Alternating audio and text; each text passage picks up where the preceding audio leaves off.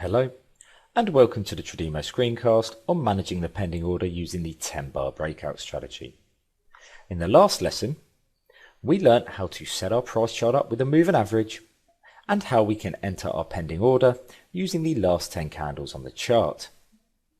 In this lesson, we're going to learn how you can manage that pending order until it becomes a live trade. When managing the pending order while you wait to enter your trade using the 10-bar breakout strategy, you will have to keep an eye on new candles as they form. Entries and stop losses are determined by looking at the high and low points of 10 candles in this box here.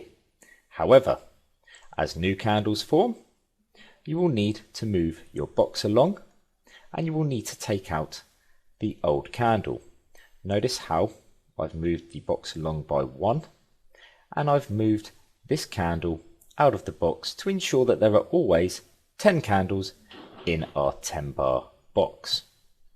Once you have moved your box along and check that there are 10 candles in the box, you then need to look to see whether the high point of the last 10 candles is the same and whether the low point has changed at all. If it has, you will need to adjust your stop loss. However, in this example, we can see that the low point of our 10 candles is still this one here, and the high point is still this price here.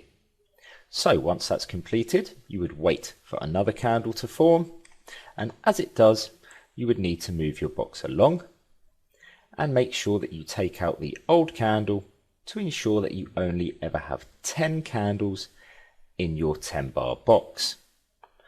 Now, once that's been done, you will need to check the high point, and as we can see, out of the last 10 candles that have formed, the high point is still this candle.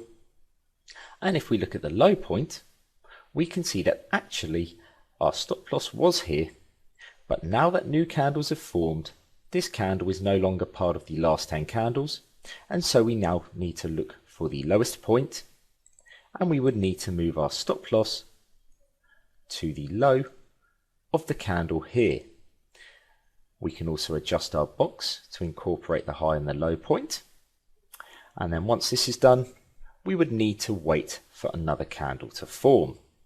And as we move along, we can see that we get a big blue candle here, which we would need to bring into our 10-bar box, and then we would need to take the very last candle out to ensure that there is only ever 10 candles in our 10-bar box. Notice how all of the time, when we add new candles and we take old candles out, we are continually checking the high point and the low point to make sure that they have not changed. And if they have changed, we simply amend our entry level or our stop loss level. So as we continue, eventually what will happen is your trade will execute and your pending order will turn into a live trade. Notice how our candle opens and breaks above the high of the last 10 candles, and that means we are now in a trade. In this lesson, you have learnt how to manage your pending order until it becomes a live trade. In the next lesson, we're going to be showing you how you can manage that trade until eventually you are stopped out.